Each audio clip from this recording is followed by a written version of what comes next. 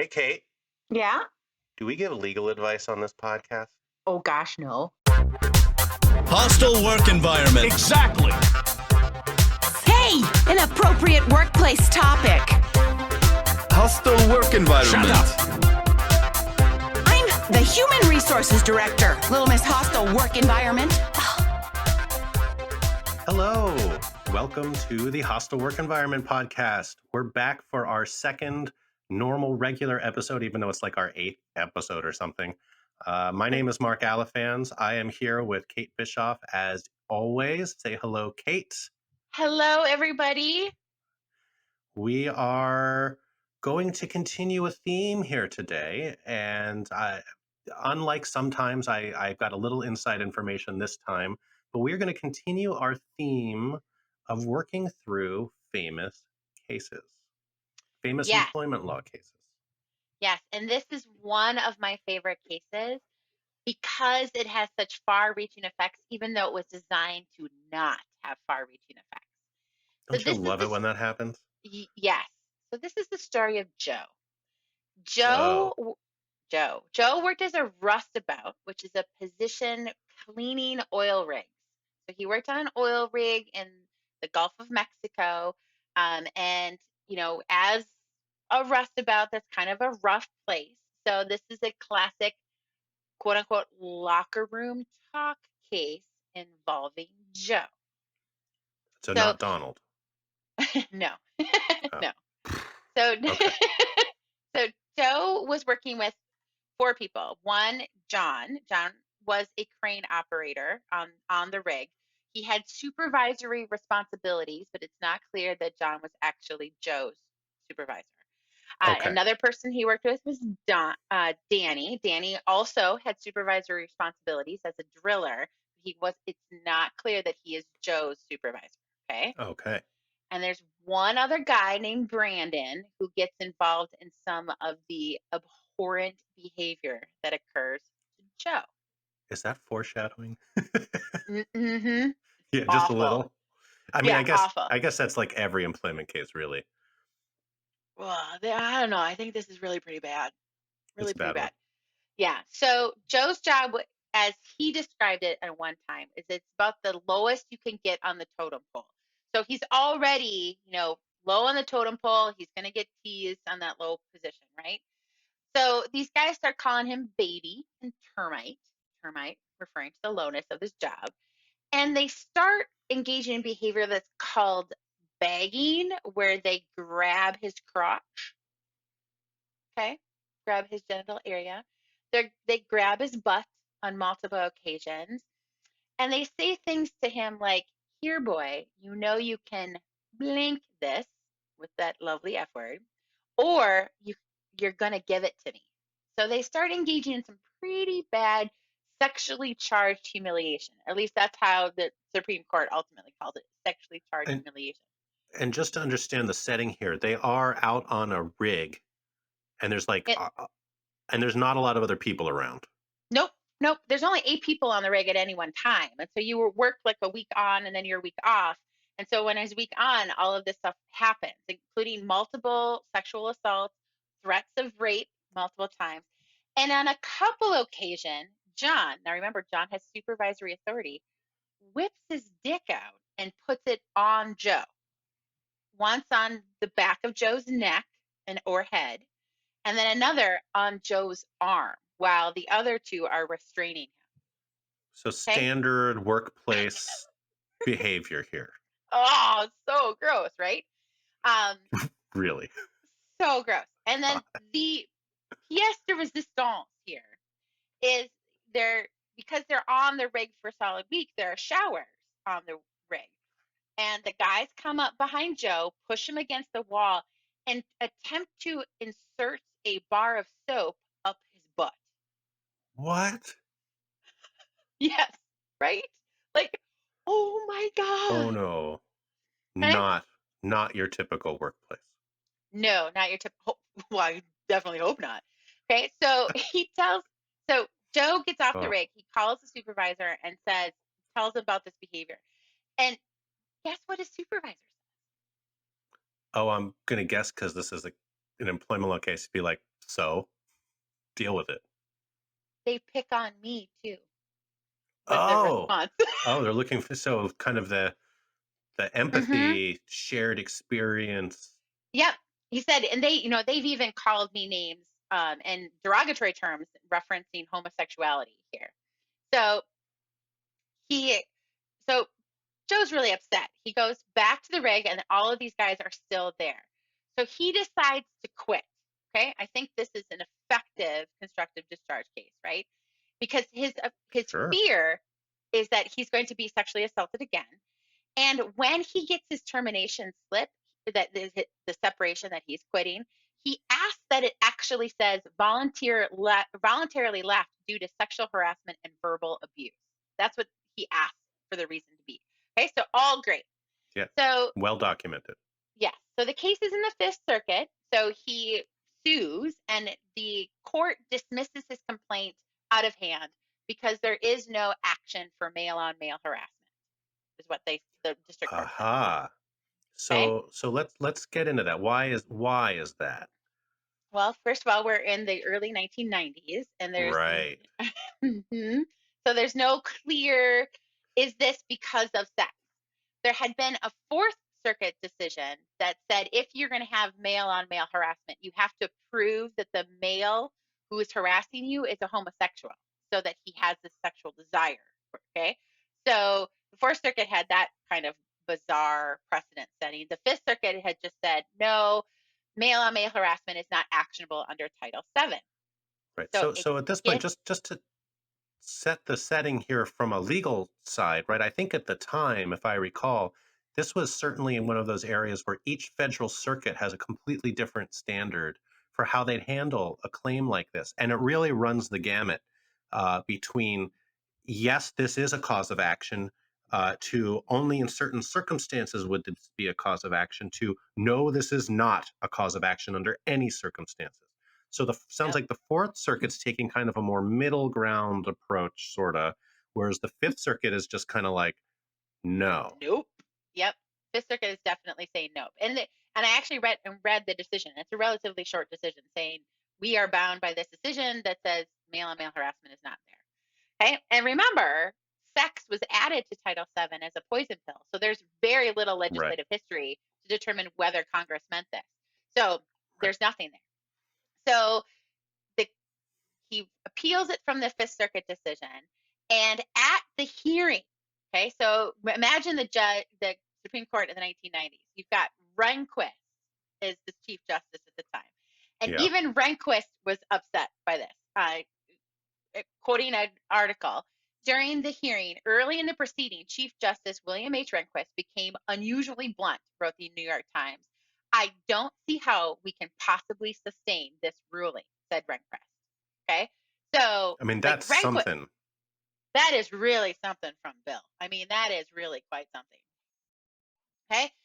So, in March of 1998, we get a unanimous decision from the Supreme Court from perhaps one of my favorite writers of all time, even though I disagree with him remarkably on lots of things, Justice Antonin Scalia. And Scalia now is faced with writing this opinion about this behavior. Separate and apart from the legal analysis, he has to have some kind of factual background. So he starts the decision off with, I'm not going to talk about the facts. I'm just going to assume the facts in the light most favorable to Joe. But for brevity and dignity reasons, I'm not going to go into them. Okay. Which I think is, if the behavior is so bad to save the dignity of the Supreme Court, we're not going to go into them. Okay. So Yeah. the decision, a unanimous court says that sexual harassment need not be motivated by a sexual desire. That if human motivation is, it is unwise to presume that as a matter of law, that human beings of one definable group will not discriminate against other members of that group. Because for a long time, you could have racist views. You could be, I can discriminate against women. You can discriminate against men. Black people can Just discriminate not against people Black different people. from you. Right, exactly. So the goal is, you can't say the same. You can't discriminate if you're members of the same group. You certainly can. So Justice Scalia extends because of sex to include male on male harassment. Okay. So, and remembering here, this is just the question of whether you can even state a cause of action here, right? So Hmm. they're not actually ruling on whether Joe is going to win the case. It's just saying that Right. Joe's case can continue Yes. And from a now, motion to dismiss. right now, from the bane of my existence is the following language that Justice Scalia gives us: is that the court does not want to impose a general civility code for the workplace.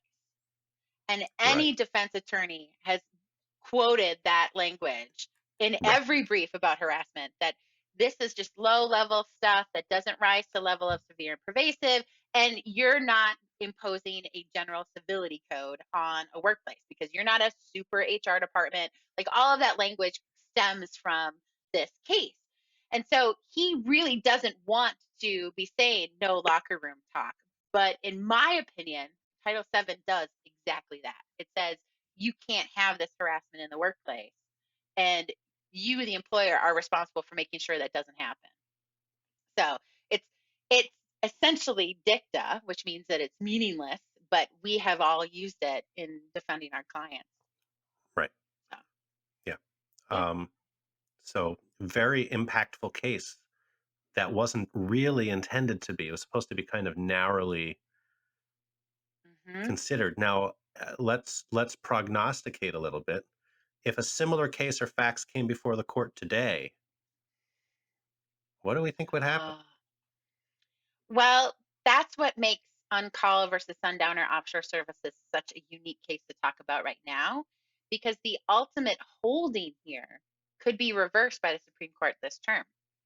So, because the Supreme Court is trying to decide if LGBTQ status is in because of sex in Title VII, if it says it's not, does that mean Oncale is no longer a precedential case?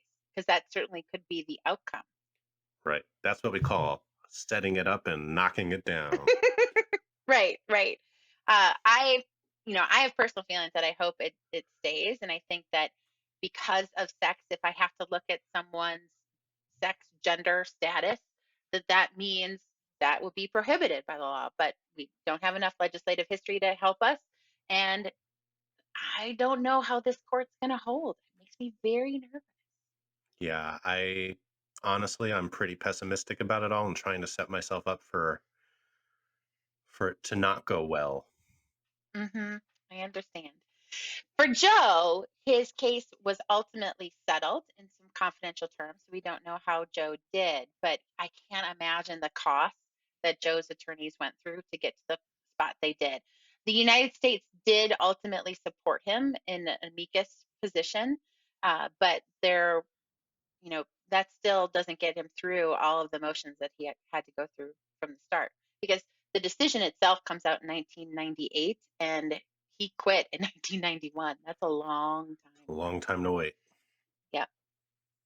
Yep. All right. Well, the classics just keep on rolling. I imagine in our third regular episode, and who knows how many special ones we'll do between now and Mm-hmm. then, Mm-hmm. we will cover another classic Classic. case in the employment law realm. All right. So it's that time for stories. Yay! All right. I got a couple of them here today. It's going to be a relatively short episode. That's okay. We were trying to make them shorter and failing. So today, I think we will make it.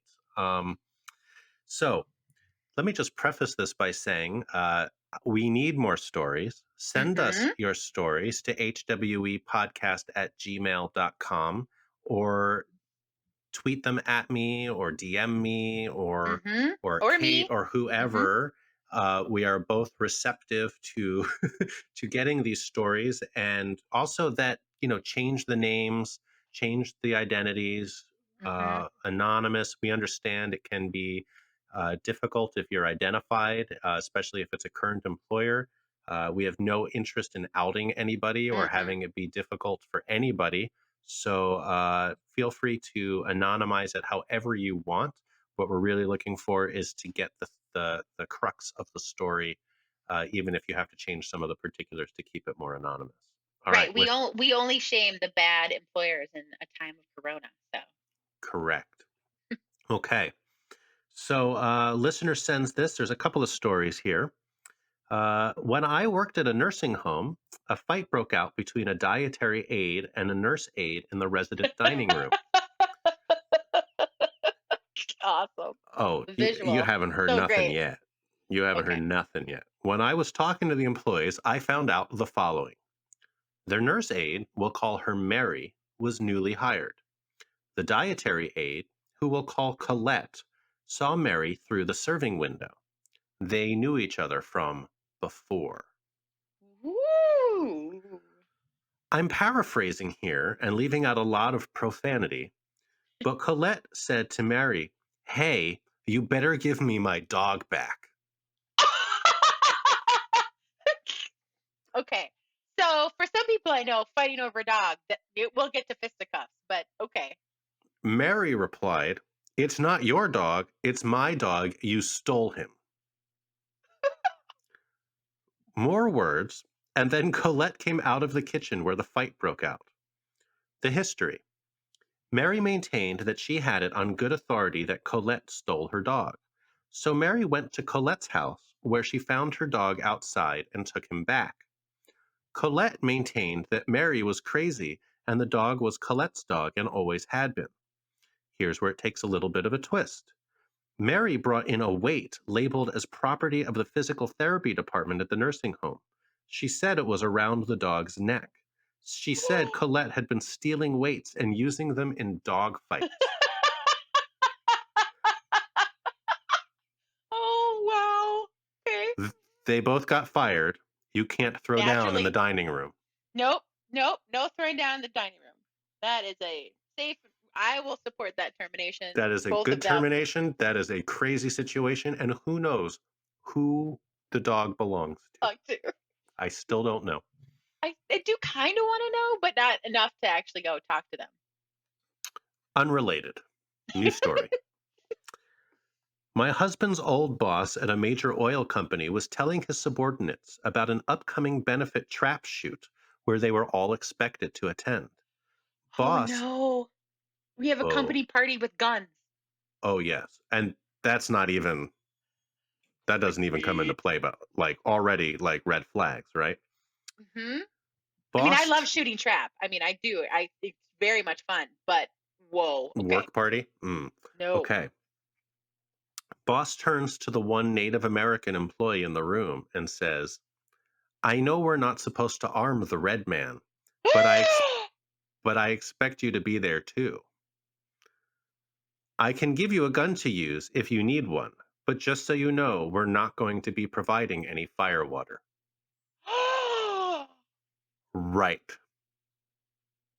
okay. So I know on a different podcast that we attended together that we talked about the difference between circumstantial and direct evidence. And while this is probably circumstantial evidence, I'm going to say this is going to be enough. For whatever it happens to be, right? I Right, mean, we don't know that there's an adverse employment action happening here or right. that they fired anybody or anything, but that's pretty Holy. direct. Yep. hmm Same boss, different meeting, same subordinates. Uh, I don't know if you're familiar with these, but out in the oil field, there's limited cell service. So a lot of the guys use these cell signal boosters, which stick up out of the bed of their pickups. Boss told them that he was tired of his calls going unanswered, and by golly, they'd better answer when he calls. He told them all that they have to have these boosters. You know, you see them everywhere. They look like a black man's dick sticking out of a truck. oh, what are the chances that that man employs a black man? Probably slim. Probably. Well, I was going to say, he's got a Native American man there and doesn't have any shame, so Um, Wow. Same boss. Actually, it's written same boss. Likes to go visit the office where the pretty secretaries work and rub their shoulders. So his defense is that he's an equal opportunity harasser because he harasses everyone. The women, Well, the Native Americans, the black people. Oh my God. or at least he's making comments towards everyone. One day, he came in with trays of coffee with the secretaries' names on the cups. He gave them each the cup with their name on it except one. Her cup said, "Let's fuck." He was married at the time. His wife passed away. Now he's dating his dead wife's mother. Usually it goes the other way around that you date your dead wife's I just read the words stepdaughter. on the page. Oh, wow, Ethan. Crazy. Wow. There's more, but those are the ones I recall off the top of my head. He's awful, and he still works there. That is crazy. That's So crazy. that was fantastic. Any story that gets Kate to have reactions like the ones I just saw um, is a good submission. And even the ones that don't are good, but like that was awesome. That was that man needs to meet an EEOC investigator. I think he'd have a good time. I mean, party. They should go shoot trap together. Oh man. Man alive. That was a great story. Whoever sent that in, thank Yes. you so much.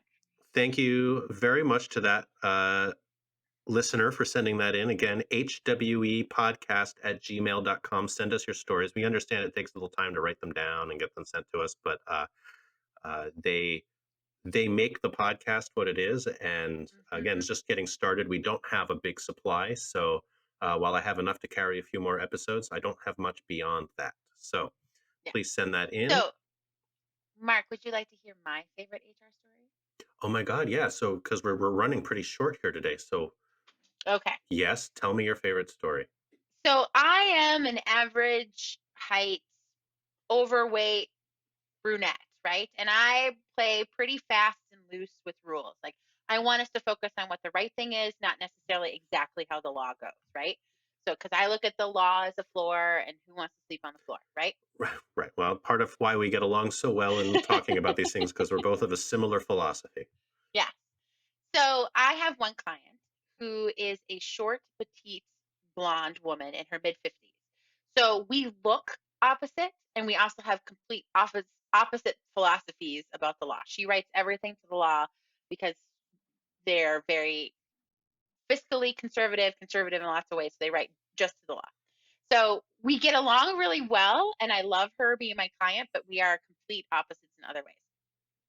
So she calls me one day in a complete and utter panic, like, Kate, blah, blah," and she's talking really fast, like it's clear like she's really upset. I'm like, calm down, it's okay. What can I say? Tell me what's going on. She's like, this guy, oh, you should know, manufacturing floor. Okay, so Okay. Oh, okay. okay, so we're manufacturing, close quarters, everybody. This guy just came into my office, says he has a sex addiction. He needs to use a private room 3 times a day, and he would like to use the nursing mother's room. That's Okay. exciting. So she's like, what do I do? What do I do? And my response is, well, what would we do in any reasonable accommodation situation? And in this time, if you get a doctor's note, I get to see it, right? Right? Because we ask for a doctor's note to make sure that we can do the essential functions of the job, et cetera, et cetera. So go ask for a doctor's note. I get to see it. And she's like, whoa, well, I said, hold on. It's okay. You're not going to get a doctor's note. She's like, whoa. I'm like, no, you're not going to get one. So don't worry about it. Just say, we're not going to make that accommodation. He said, well, what if I do get one? I said, well, if you do get one, we're going to ask what is a reasonable accommodation situation, and which is likely to be his car, because he still gets 3 breaks during the day. He can use his car. He doesn't have to use the nursing mother's room. But that's not going to happen. Don't worry about it. I said the hardest Cross thing that bridge when we get to it. Yeah. right. The hardest thing you're going to have to do is walk past him every day and not make a face. Right? Because that is the hardest. Like she's, right? That looking at him where he has a sex issue. Now, I'm convinced, knowing how I know her and that I adore her a great deal, that there's a group of people who tried to get together to see if they could face her. And they absolutely succeeded. This guy drew the short end of the straw, Yeah. and he is the one who had to go do this. And he just doesn't last long after this point, but they totally succeeded in just getting her all flustered. So that is my favorite age group That's director. amazing. And of course, no note ever came back. No, gosh, no. I think I would have framed that note. Oh, I yeah. would, like doctor's note for sex addiction, nursing mother's room, right? Like, no, I'm not sure any doctor would actually write that note. I mean, I'm sure there are some doctors out there that would write that note, Sure. but they don't get the nursing mother's room for that. So No, that's got its own use. yes. So That's amazing. I will.